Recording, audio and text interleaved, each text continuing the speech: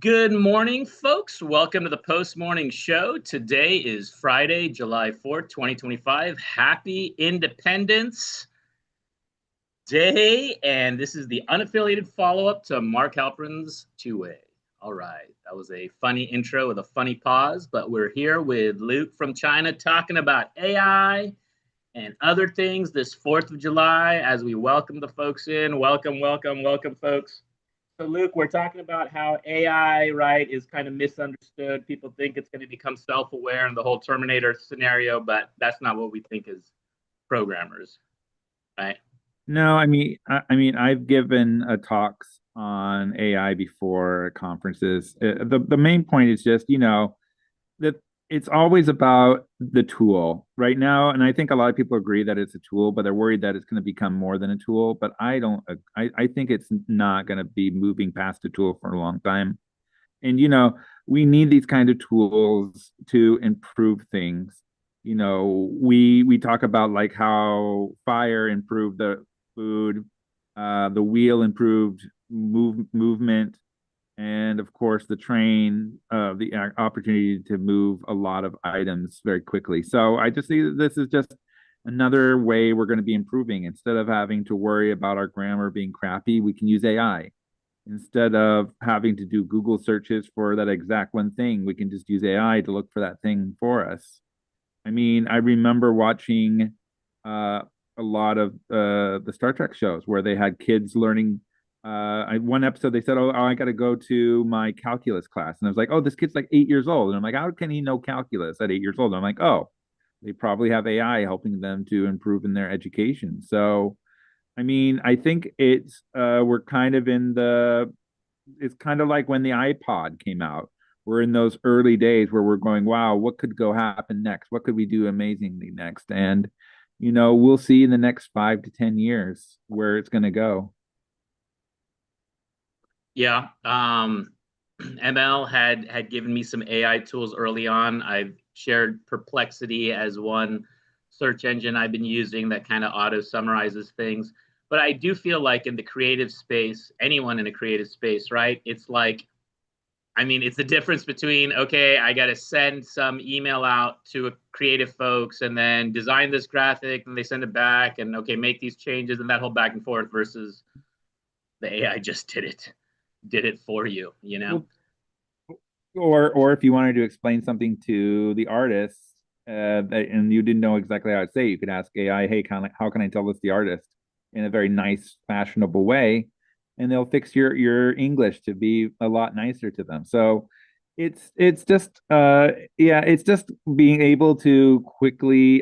We use it a lot for prototyping in our company, and I think that's what really is going to be the great thing is you can do a lot of prototyping, but we have to remember a lot of these AIs are being reminded of what's going on outside of the AI. So it always is going to need some kind of information outside of itself to continue to glean off of. So there's always going to be a need for us, and that's going to be that's kind of the thing I'm thinking about. It's like when are we going to get to a point where now the AI doesn't know what to do because we are using AI too much, and so there isn't any real big information to actually glean off of.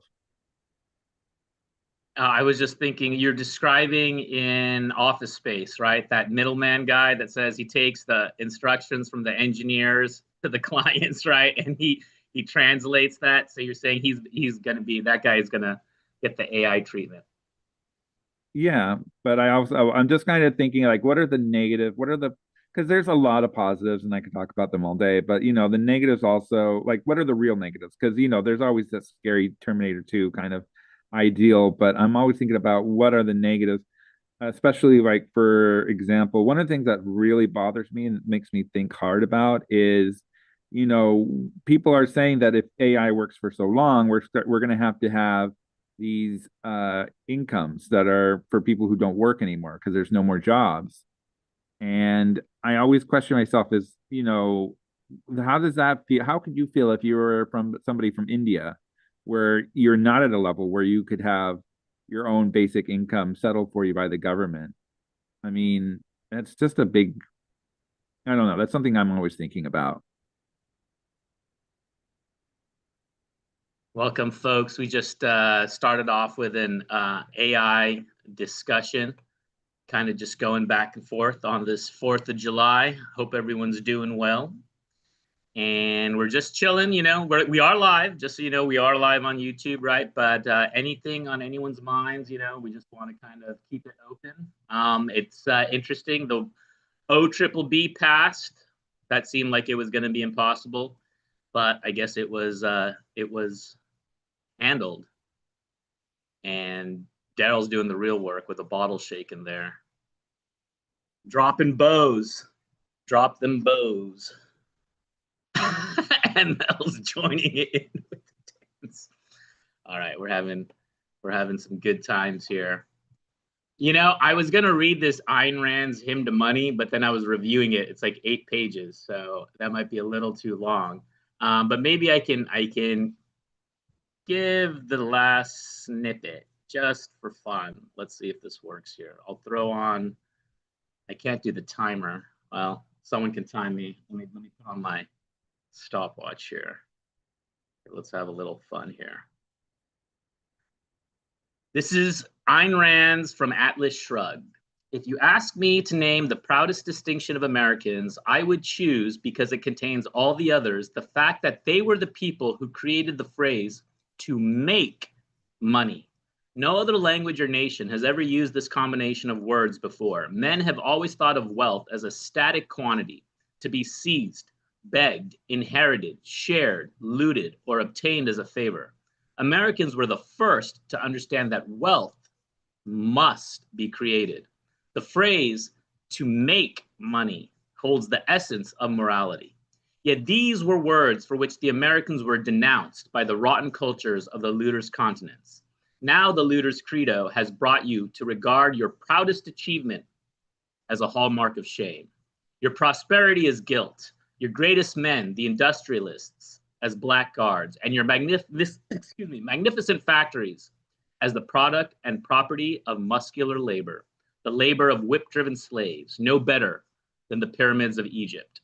The rodder who simpers that he sees no difference between the power of gold and the power of the whip ought to learn the difference on his own hide, as I think he will. Blood, whips, and guns, or gold.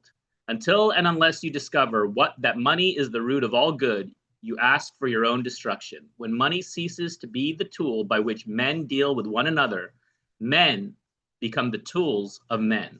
Blood, whips, and guns, or gold. Take your choice. There is no other, and your time is running out. Okay, so that's just a little bit from Ayn Rand's Hymn to Money, Intro to Atlas Shrugged, right? You know, because I was catching the tail end of Cafe Americana, right? You guys were having a nice chat there. But in terms of, you know, where's the country gone wrong, or the feelings of the future, not knowing, right?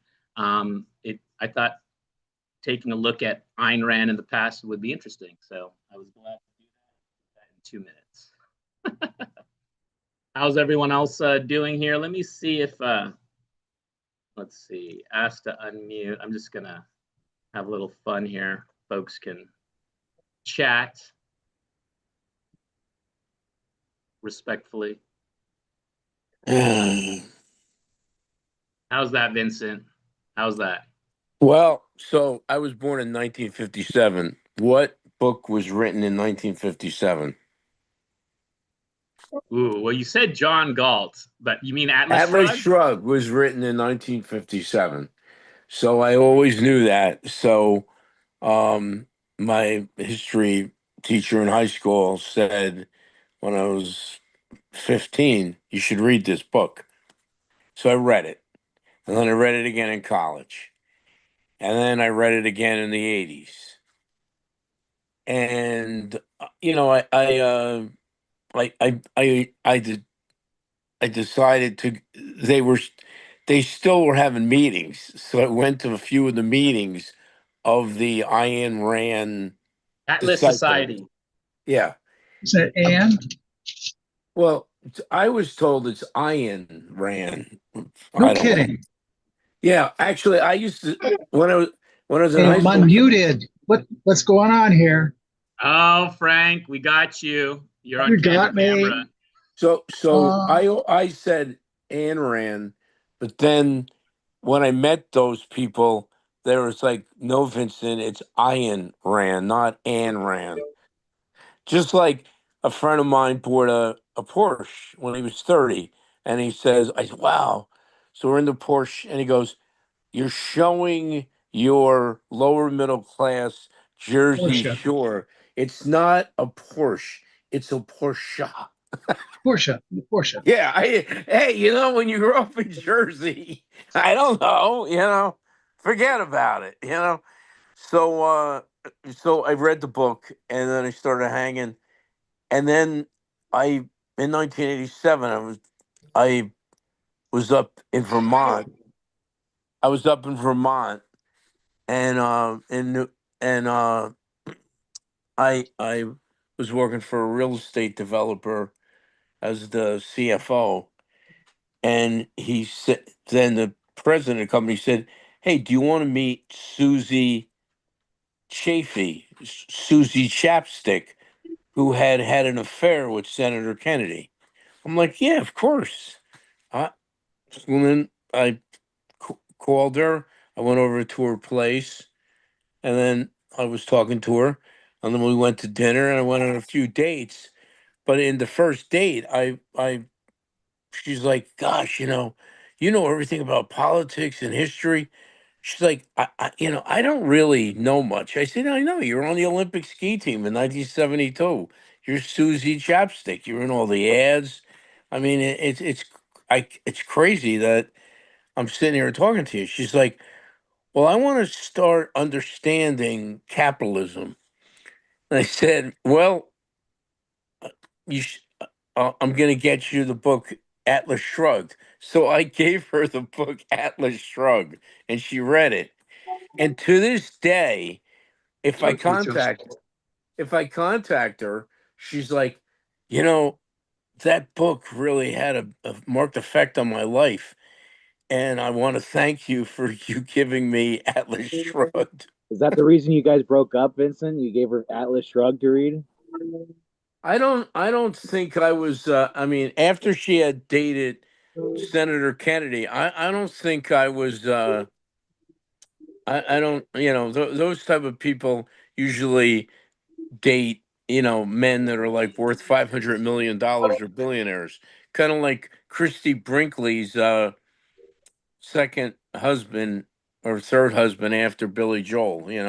They're people from the Hamptons, and Vale, and I never, that's not.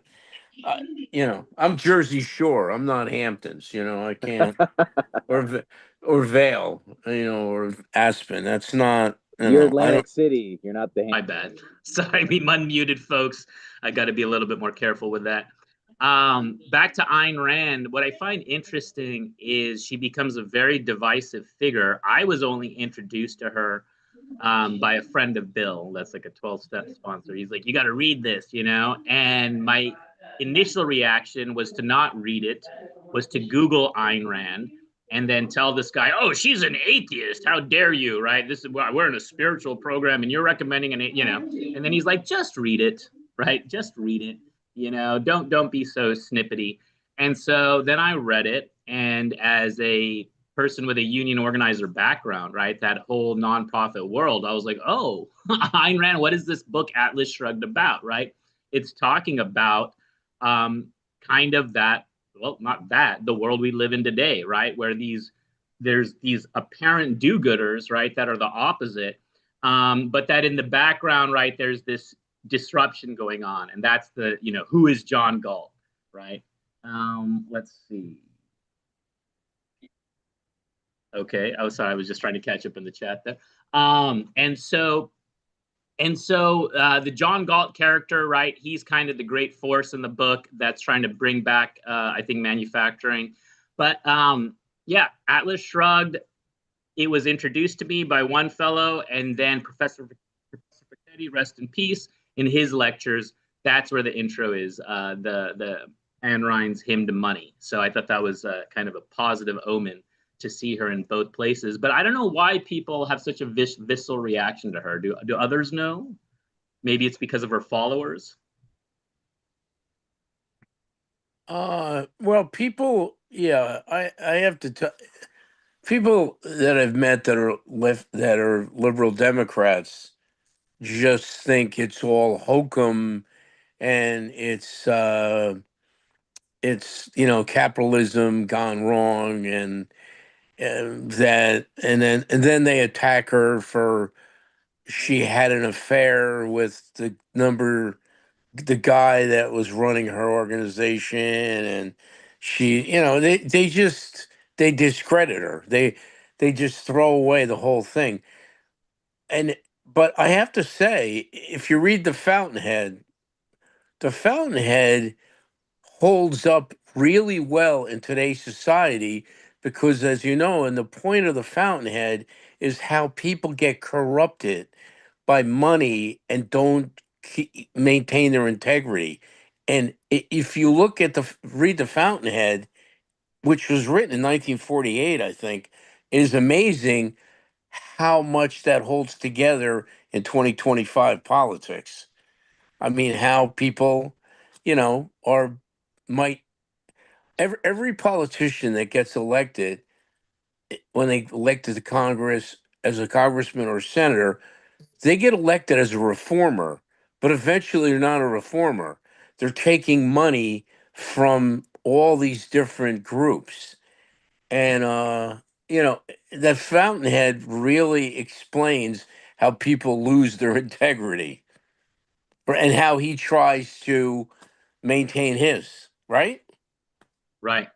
Yeah, Right. and it's a really the book holds up really well in today's society, You right? mentioned integrity, and then I was thinking losing integrity, and Elizabeth Holmes came to mind, right? Well, she was the one with the drop of blood, and we're going to give you your whole medical information. Is that? And I brought this up before. So I had the honor of meeting the whistleblower.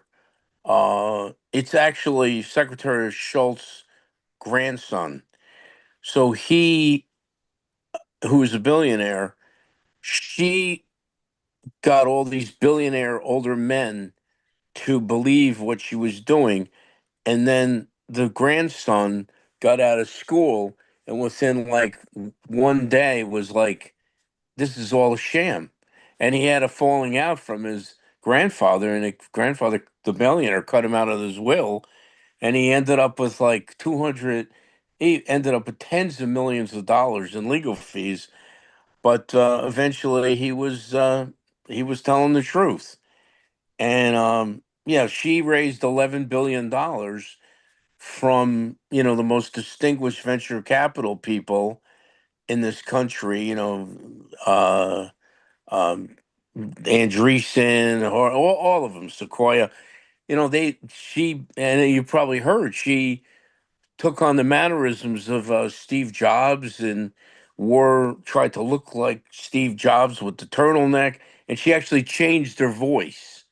She completely changed her voice and did a total whatever they call it.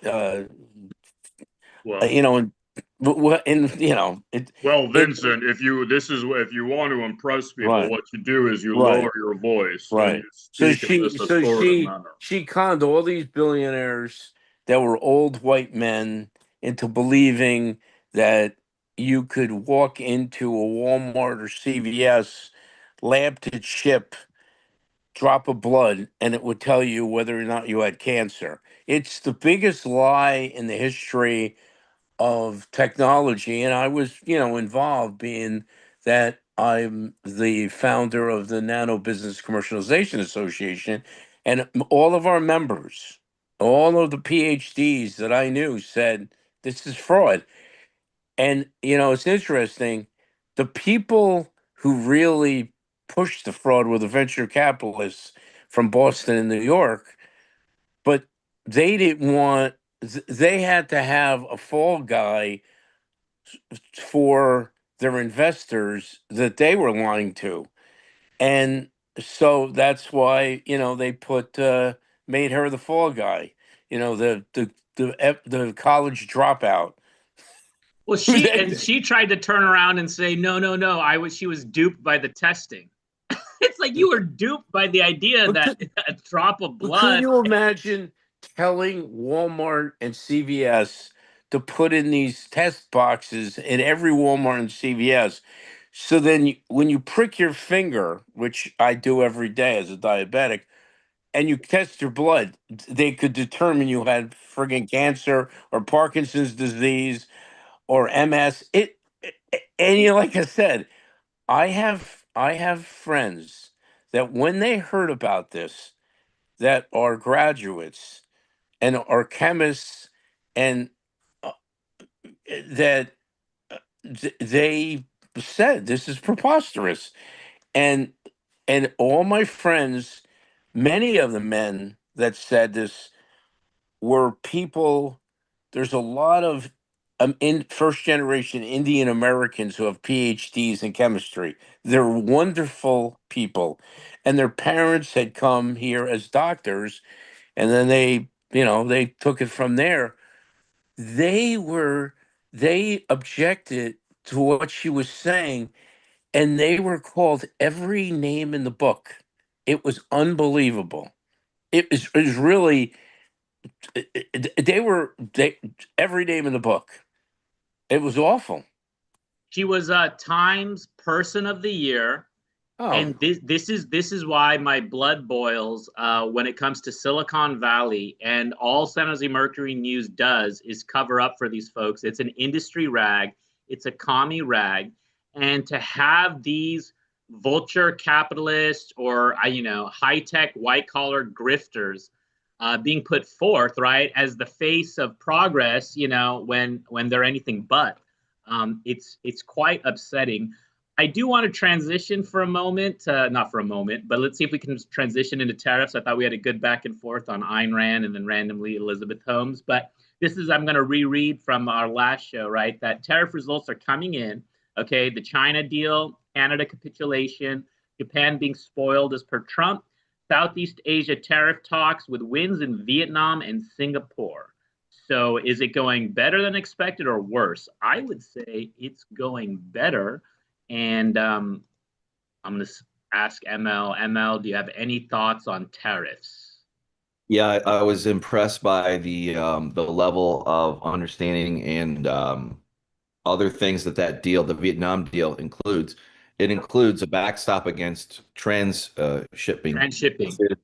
When the something from country A goes through country B, but it looks like it comes from country B instead of country A. It hides the origin. That's obviously to stop Chinese shipments going through Vietnam to us and running all the hard work that was done for it. So I think it's a very good deal, and I hope to see a lot more of them.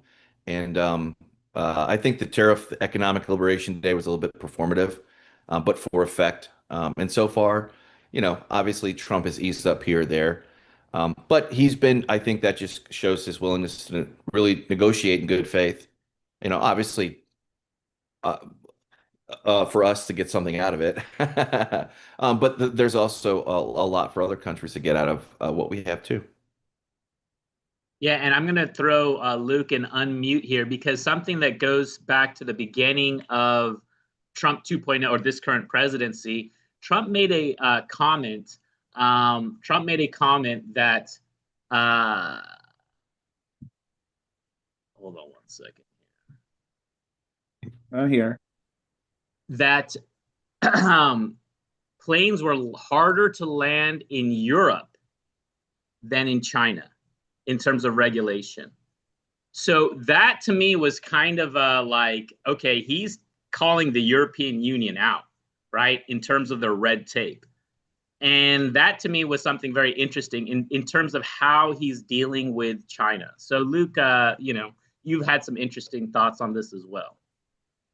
Well, I mean, the thing about like Trump kind of understands what's going on with China. I mean, one of the things that I don't know, I haven't told anybody about is like that there are a lot of Chinese people that buy apartments at Trump Tower.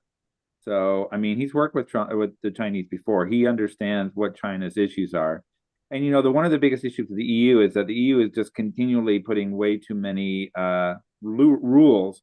I mean, this is kind of the big issue is the farmers, for example. The rules that they're placing on the farmers is becoming so high strung and so difficult that the Netherlands is almost giving up on their farming. And with Ukraine still not being able to finish the war and getting back into more farming, it's getting more and more impossible for EU to get food and get other resources. So it's very difficult. The EU has been one of the biggest issues and maybe one of the biggest bottlenecks in trying to get any kind of things going on. And even we can't even say Britain's helping either, because Britain's also having a meltdown. I was just listening about their meltdown as well. So as America continues to grow and get a little bit better, it seems like the Europe and parts of Asia are either not doing anything or getting worse. So this is also a great opportunity for Trump to take advantage of.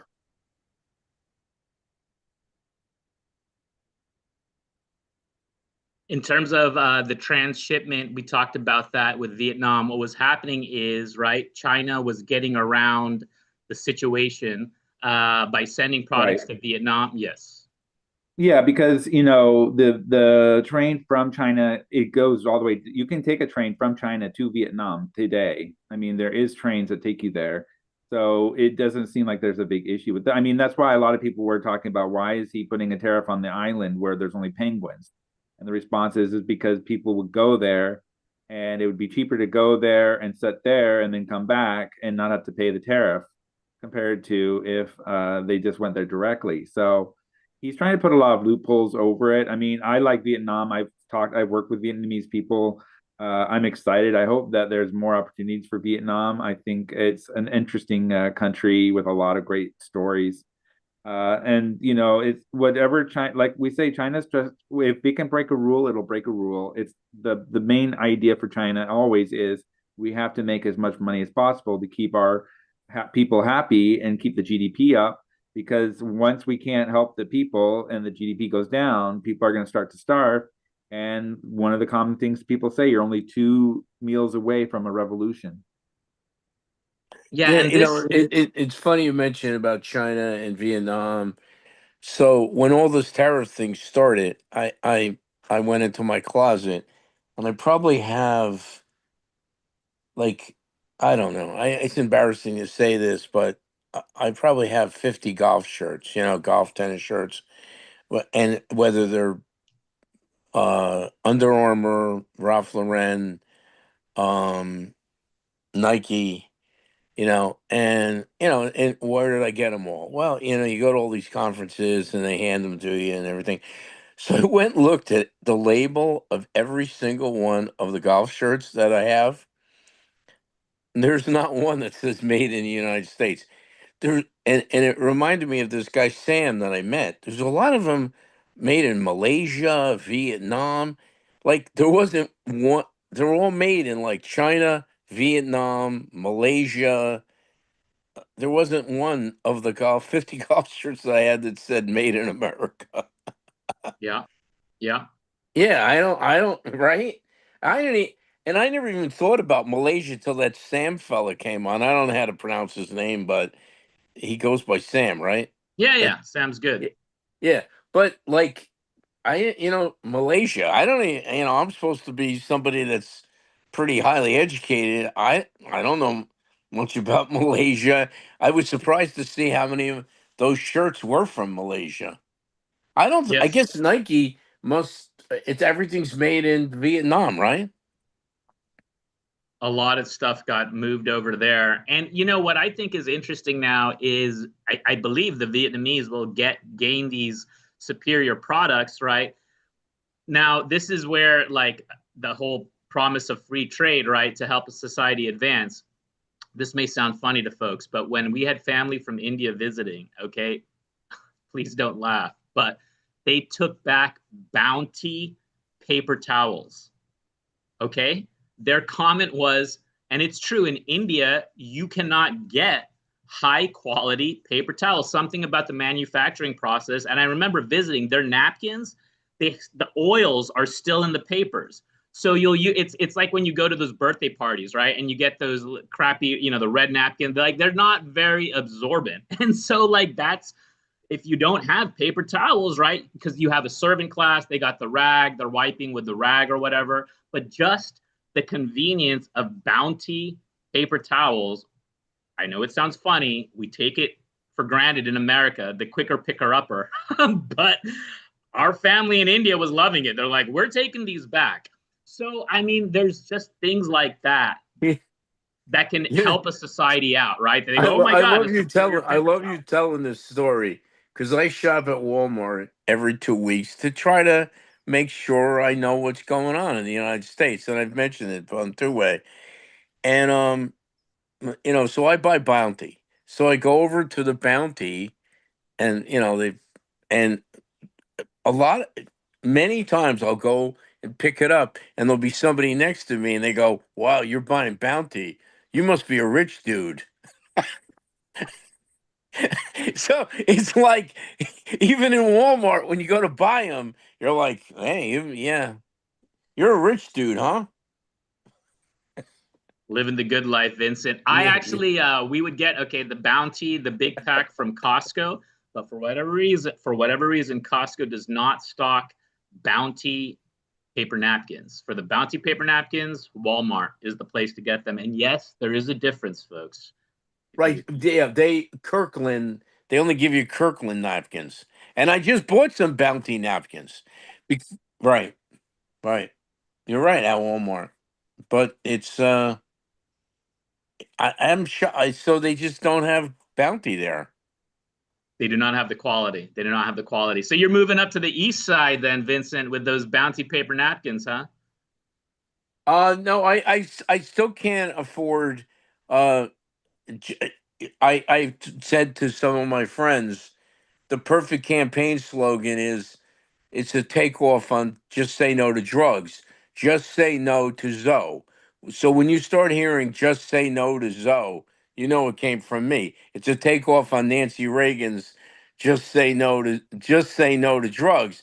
So it's just say no to Zoe. No, I'm not I can't afford to buy a $2 million condo in the Upper West Side where Zoe's parents live. And I told you the drip has begun. So they announced that yesterday in the New York Post. They showed where his parents live, and they live in a $2 million I was place. like, this is very funny for And folks. you told me about this all from day one. You're He's a the South man. Asian. He's a fellow Desi. He's a fellow, sand ninja, whatever, like me. And so, the uncles and aunties, or the uncles more, are talking about, they go, oh, Mira Nair, his mother. I go, Monsoon Wedding? What? That film director? So I don't know if folks know that. I wonder if Daryl knows that. Maybe it doesn't matter because he's more on the documentary side of things. But Mira Nair, does that name ring a bell for anyone? Monsoon Wedding? No? Okay. All right. So anyways, she's a big time Bollywood film producer, mother of Zoran Mamdani. And it goes living in a $2 million condo. Yeah, no, this is, again, so-called Muslim Brotherhood. I don't like that phrase because it's not a brotherhood, and they're, quite frankly, they're not, Muslim by the Quran, okay? But it's a sort of cultish thing, right? No different than, labor movement factions back and forth, uniting, dividing. But in all that unity, all that division, right, you get to polish yourself, you get to polish your skills, and that's why Zoe is such a smooth talker. So it came out yesterday. See, they're digging. It came out yesterday. Columbia University has stated on his 2009 application, he wrote Black and Asian. And then they called him and said, well, why did you write Black? He said, because I was born in Uganda. That's an African country.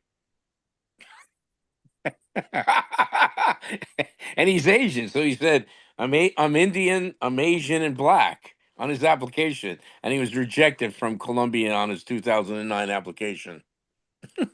So then, Vincent, is he going to make an independent party run? I mean, is that what... I don't know if he's come to the conclusion. He went away on vacation with his mysterious girlfriend. We don't know who his girlfriend is. But look, they got to get him Cuomo needs to withdraw, and they're just going to load up.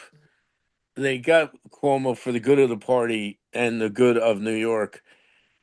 Billionaires now that are in New York City are openly saying, we got to get, Governor Cuomo, you did a great job in New York. Please leave the race, and we're going to give all the money we need to give to Adams to defeat this Muslim Brotherhood communists.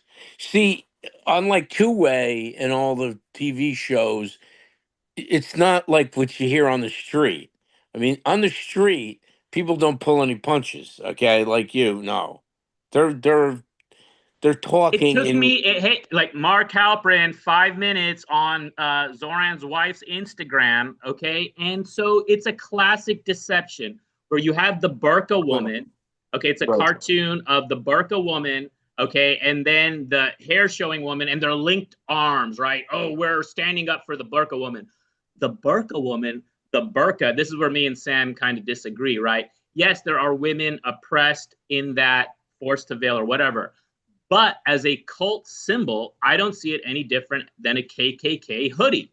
All right. Because this is not what Islam is about. It's not what Middle Eastern culture about. It's like, yeah, then the people go, oh, in the 1800s, women veil on the farms. Yeah, that's different. That's not what we're talking about. We're talking about Maner Muesh, founder of Mint Press News. Okay, this was a great back and forth on Facebook with Tony Gosling, former BBC journalist, right? Where he was trying to go, oh, veiling, it's just, everyone does it, different cultures. And I go, no, again, her name, I'm butchering it, right? But founder of Mint Press News, okay, she was very explicit that she did not grow up wearing a veil, but she chose to wear it out of solidarity. And that when she wore it, right, like the doors opened, Allah opened the doors for her. So again, it's a virtue signal, right? And it ties to the whole Assad must go movement. Okay. Right. And this is where you got to suss it out. Because I go to Kevork Almasi and I go, Kevork, you keep talking about the Palestinians. What have they done for Syria lately? Because last I checked, Hamas came out against Assad, right? So it's like you got to sift through there. And unfortunately, I was hoping to find out something different with Zoran. But once I looked in his wife's Instagram account, I was like, she's interviewing who's in the Syrian prisons? Al-Qaeda. Now the other thing they're doing, you know what a B loop is, right?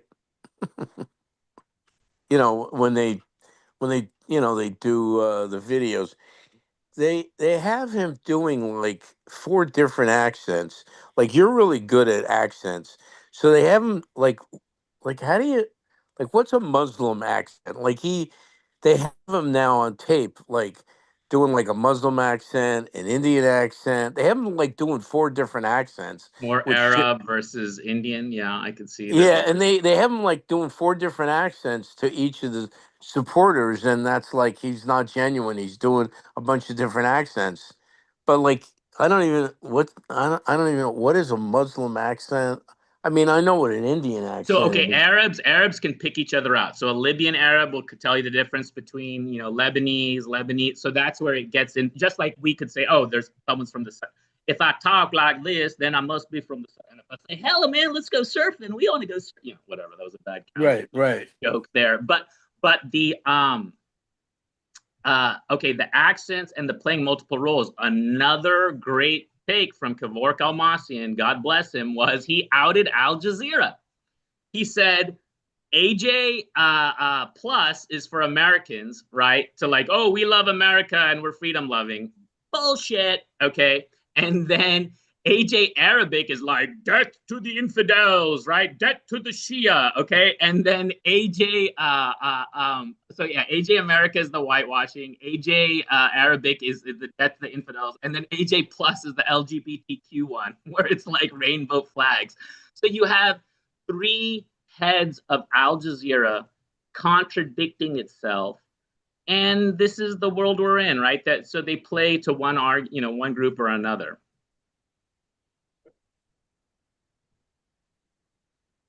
That's the game, folks. I don't know. Right. It's, yep. Daryl, what's your take on Zoe, man? I know you got a take.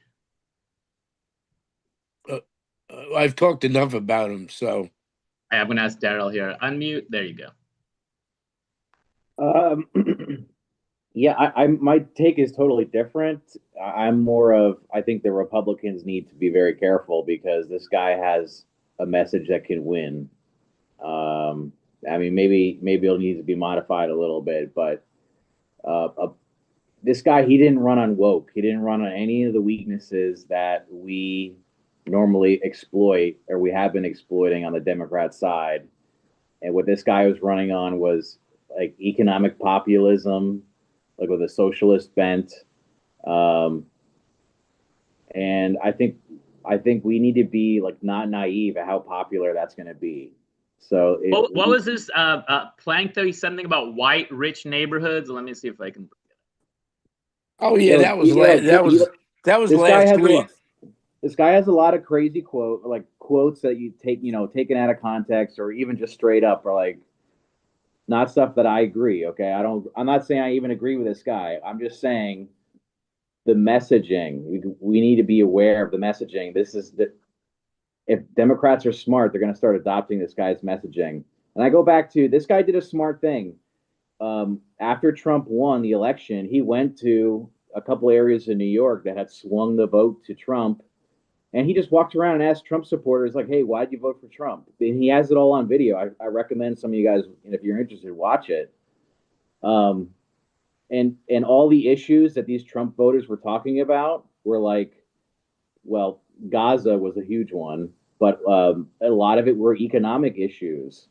So when this guy ran, all he did was just listen to these New Yorkers that voted for Trump, took what they were concerned about and started talking about them, and this guy won.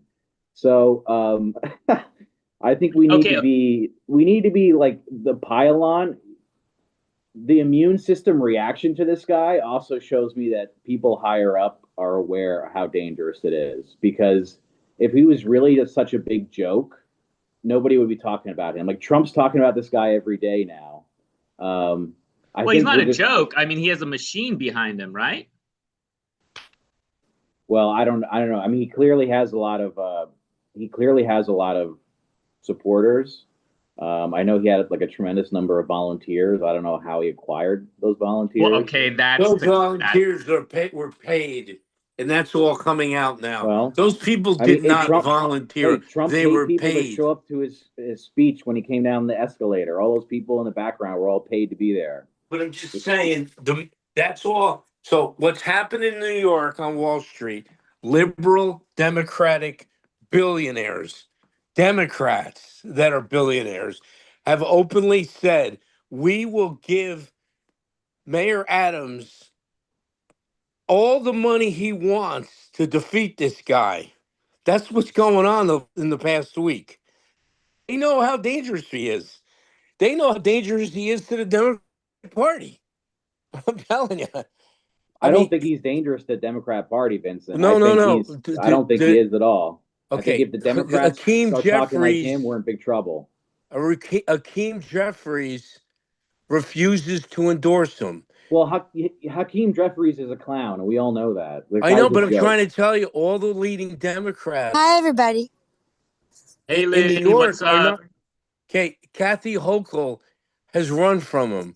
Hakeem Jeffries has run from him. Richie Torres has run from him. All the Democratic congressmen. You're both right. They're all running from him. Okay, the Democrats Hey, know how dangerous he is. I'm not disputing what you're saying, Vincent, but all the people you named are like lamestream Democrats who like they're not the future of the party. They're like the establishment. Yeah, the establishment doesn't like this guy, but just amount of enthusiasm. Like I'm just all I'm saying is Republicans, let's not. I know. Trust me, the Republican Party and the Democratic Party is not underestimating him. You should see this past week. There is every negative story about him. No, I agree. It's the immune system reaction to this guy shows like how powerful his messaging can be, and that's why the Republicans are like going hard on him. Like Trump's talking about this guy every day now. Well, let's let Haley in. I know she's yeah. First of all, you guys, happy 4th of July, happy Independence Day. Great to be an American. Everybody want to see what's going on the beach in New York City? Hey, beach time. Look at this. All right, is there some heroin needles down there? What was that? No, there's just like 400,000 people have descended on the beach in New York. How come you didn't go see Joey? Is it over yet? I don't know. Who? Jaws, Joey Chestnut. You don't go watch that? Watch him eat 75 hot dogs? No. I don't need to watch some. That would make me throw up in a second. But my wife won't even let me watch it. She says it's so disgusting. Well, that just sounds gross. But I just wanted to say I think you guys both are right.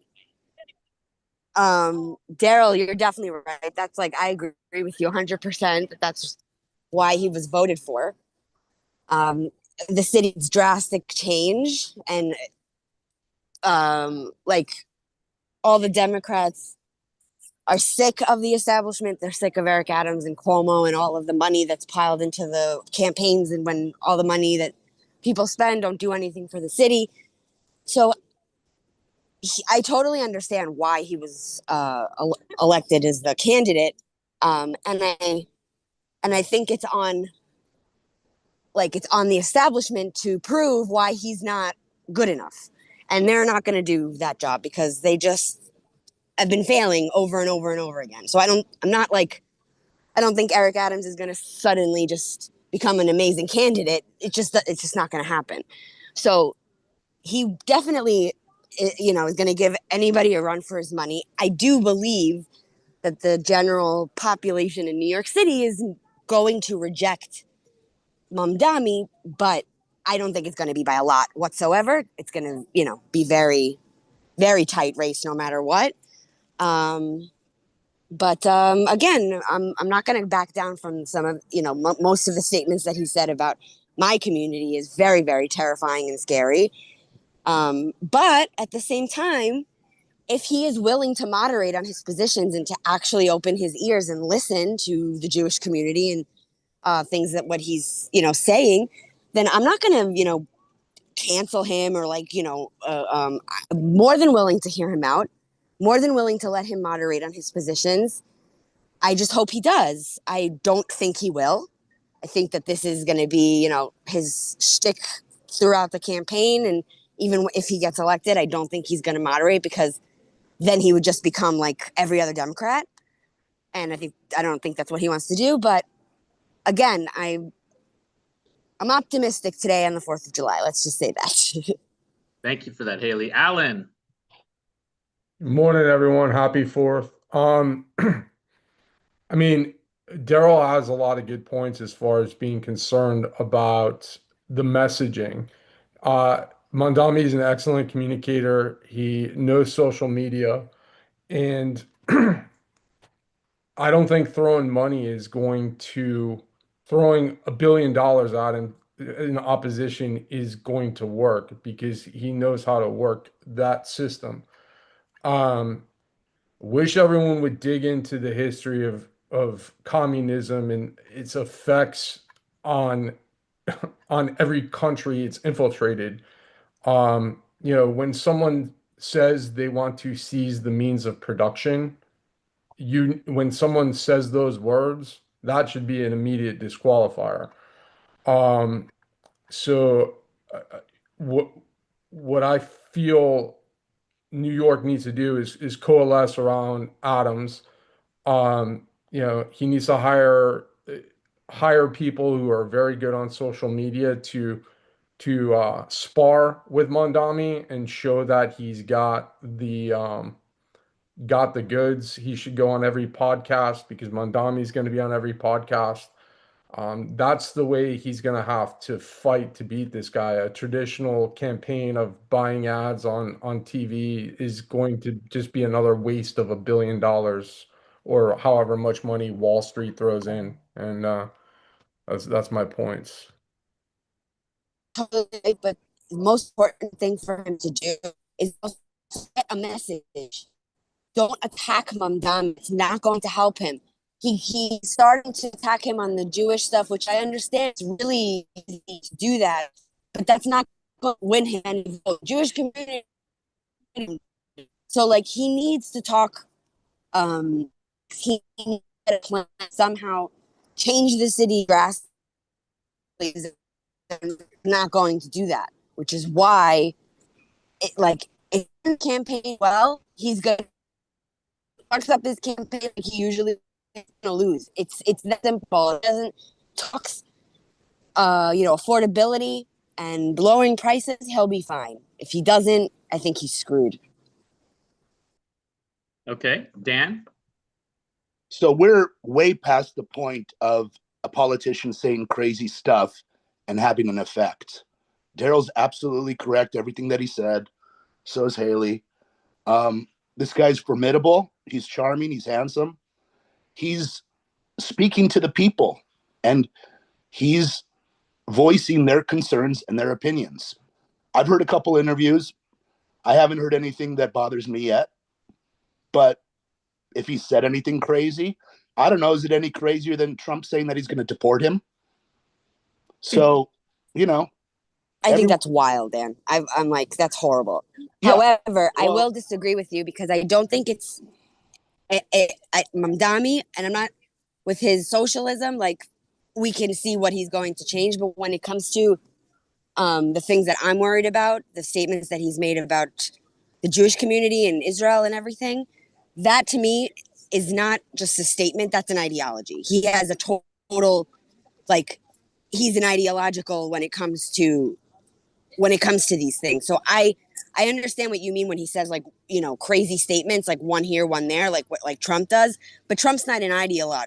He doesn't have a thought in his head about Trump things. said some bad things about Jewish people in the past. Absolutely, and there was something recently he just said which was disgusting.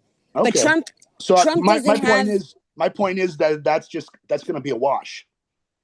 His Mamdani's supporters don't care at this point because absolutely you're right. Trump changed the game. There's no rules anymore. There's no guardrails. Anything goes. So I feel like he's going to do well. I don't know if he's going to win. I don't know. I don't have a crystal ball, but it looks like he has the momentum and he's the favored. And it'll be because part of it will be because of this push towards authoritarianism, what Bill Maher constantly says, a slow-moving coup. So that's it. Hang tight, guys. I'm going to get to the queue. Amora? Unmute. There we go. Sorry, did I mute you and then I'm going to unmute you? There you go. Yeah, hey. I don't find him that charming considering that, he won white, rich, liberal people who kind of just wanted someone that was listening to them and their concerns. He didn't win people who were poor or people who were people of color who their message is all about. So I think he just came in at a good time. He used a lot of what Trump did, where he just kind of listens to people and listens to their concerns, which I don't think the other candidates really did. And then he just says new stuff, which I think came from the Trump era. So I don't think he's an amazing candidate. I think he just came at the right time and is doing the things that you're supposed to. But as an individual, I don't think he's a great human, but he might win. So thank you for that, Maura. Luke? Well, I think the biggest issue is that he is hitting the right buttons for the people of the area. Everybody agrees that there's a lot of problems with New York City, and the problem is who's going to solve it. And sadly, both the Republicans and the Democrats don't really want to make any good decisions in New York City. And so he's able to get in there and say, okay, I'm going to make a decision that I think everybody will like. I don't think he'll be able to get most of them done, but I feel the problem I have with it is just getting him voted in is going to be the biggest, or at least showing that his message is good, is going to give other people of the Socialist Party to say, hey, look, we got this guy, he almost won, or he won. That means people really like what we're talking about. And then this is going to embolden them to do more. And I think that's the biggest fear is I don't want people to be emboldened to say, hey, we should listen to this. We should be doing socialist kind of stuff because, in reality, there's a lot of problems with it. I mean, I'm in China, so I know where the problems are, and the issues is just I don't know if where things are going to go if he is given any kind of good voice. Thank you, Luke. Haley?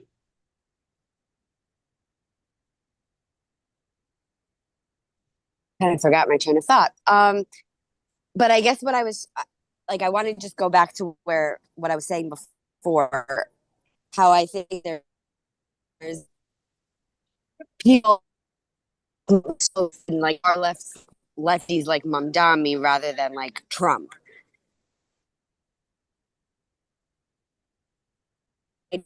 What, you know, like the existential that he doesn't have a thought, like, you know, based behind. He's not somebody who has an idea and then wants it like to be like done.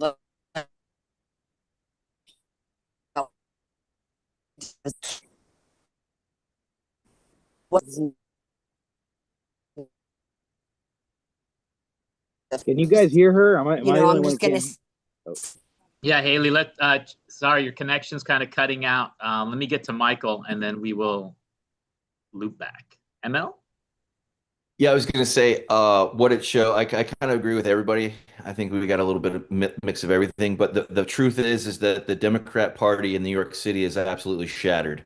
There is no coherent, organized plan or whatnot other than a bunch of has-beens who are just trying to pick up the pieces.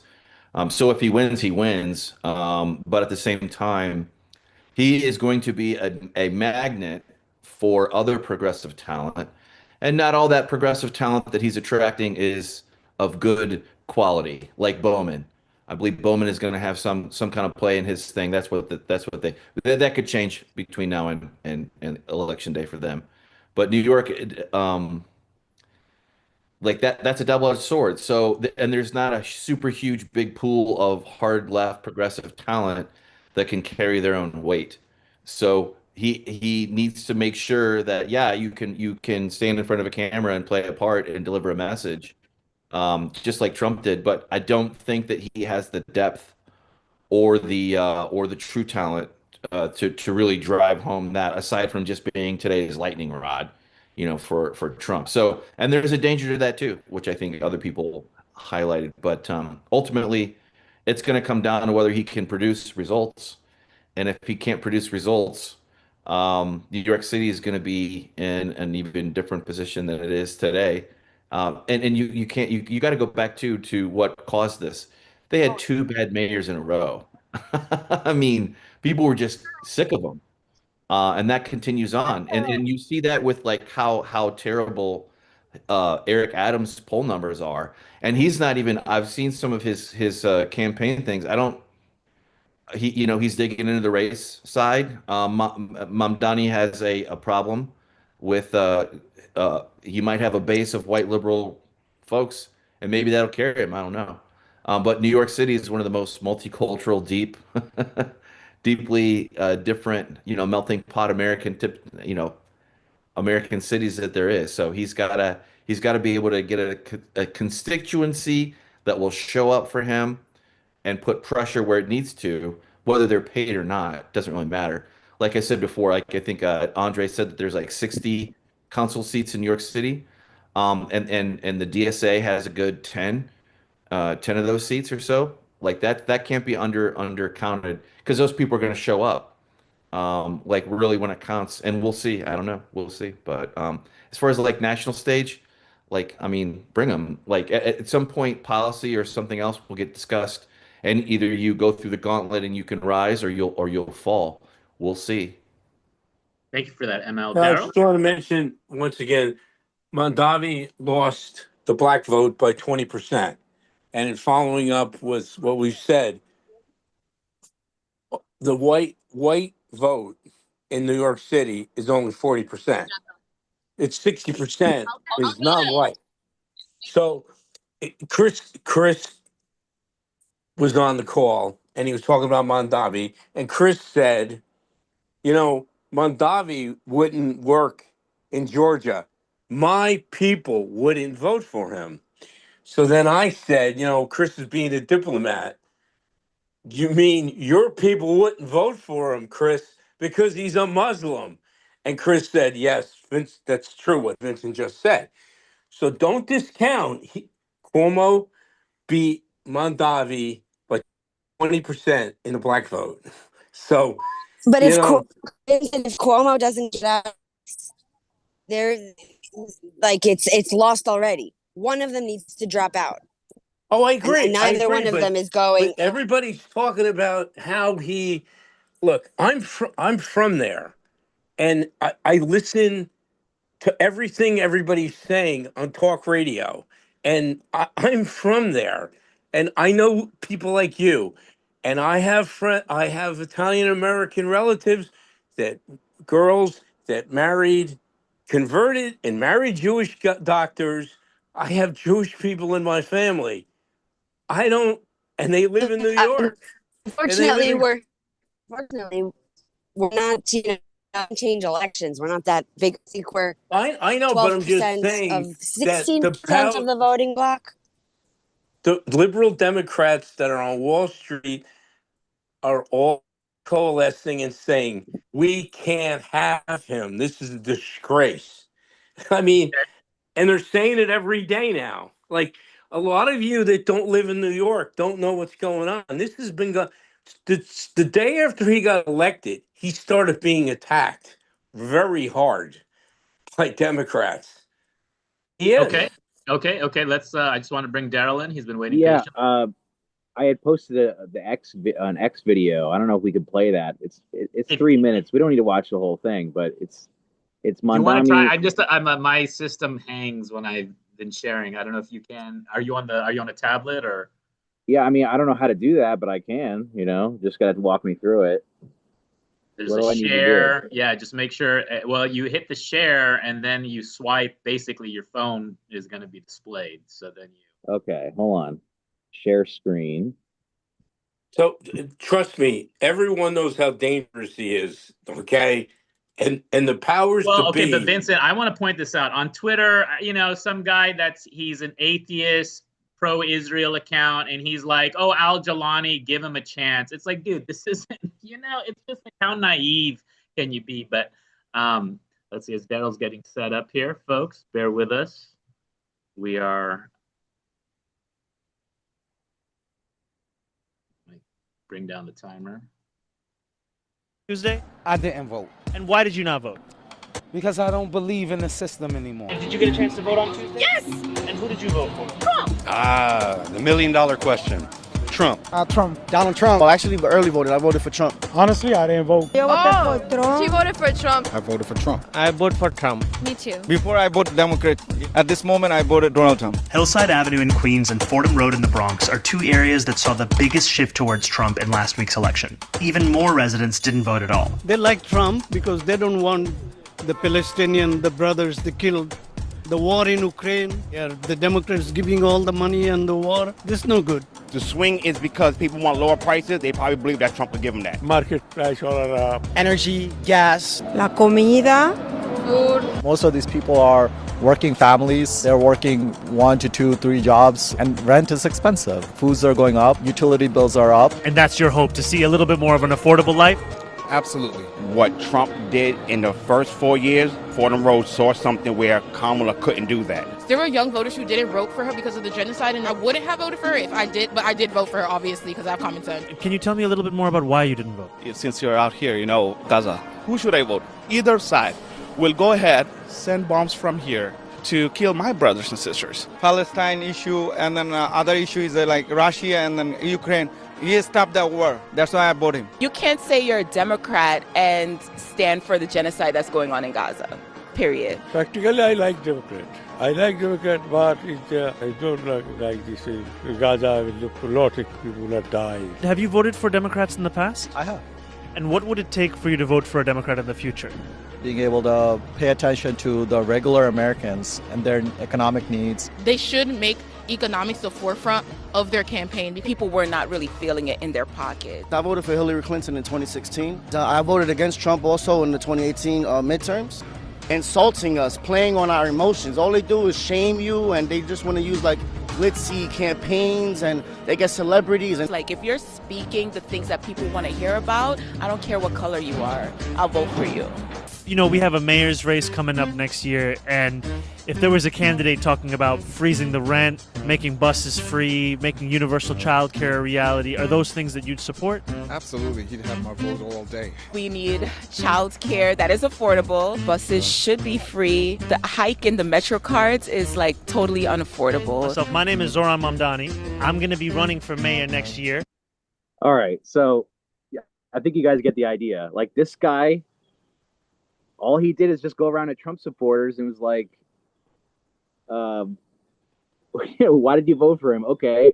And just this election, he just repeated back everything they said to him. So, yeah, guys, I'm just saying, like, we need, you know, this is dangerous for the Republican Party. If they stop talking about woke shit and transgender stuff, and they start talking about, hey, well, I'm going to make things affordable for you. I'm going to help you buy a home. I'm going to do this. Like, this is dangerous. Okay. Can I jump in?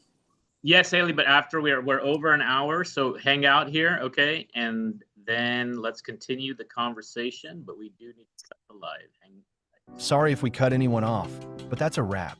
Remember, you can catch us live Monday through Friday from 10 a.m. to 11 a.m. Eastern. It's your chance to join the conversation and have your voice heard. Just check the link in the description or visit americastalk.show. Together, through the free exchange of ideas, we can truly make America great again. Don't miss out. Tune in and be part of the dialogue.